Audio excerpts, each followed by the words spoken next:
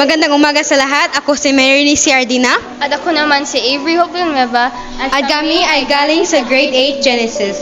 So karon nami i-share nga story nya kay ibang mga daghan kay makarelate ani especially sa mga science class students.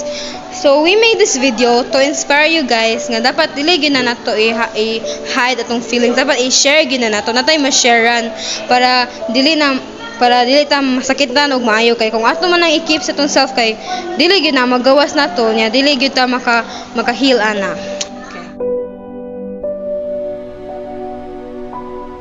So today nami student na among gitaguan sa pangalan nga Luke. Good morning Luke. Ako dai si Hope. Ug ako si Eunice. So nami gi-prepare nga questions para nimo. So kamusta naman imong academic and social life? Okay ra kay medyo taas ko grado niya. Ako yung mga bago na mga nakaila. Okay. So, ikaw Luke, para sa imo, unsa man imong mga interests, mga hobbies nga makapalipay sa imuha? Drawing o kanang mamina og music.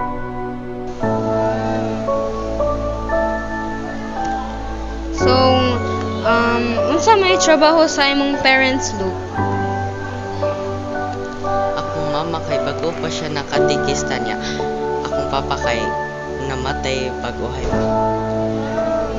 Condolence. And pila man mo ka man nag-igsuon sa inyong balay?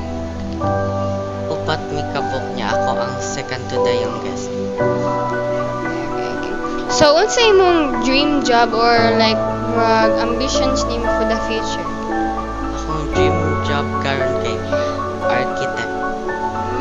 Okay, same data. Sa drawing.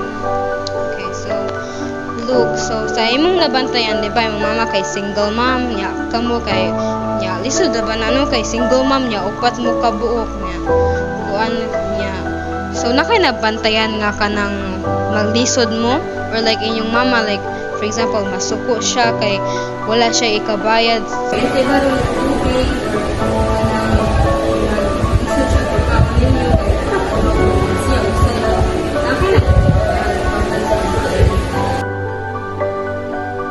Naara kanang kuan kanang mura nag akong mama kay mura na siya mag-goal kay wala na mi kabayad na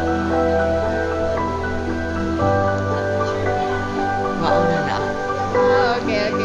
So like kay di ba imong makangana kay new friends like kay circle of friends nga kanang close gud kaayo mo like ano?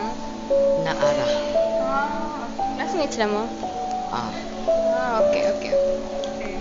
So, sa imong life karon, unsa man gyud imong pinaka number one good nga problem nga imong nga face karon, like up until now?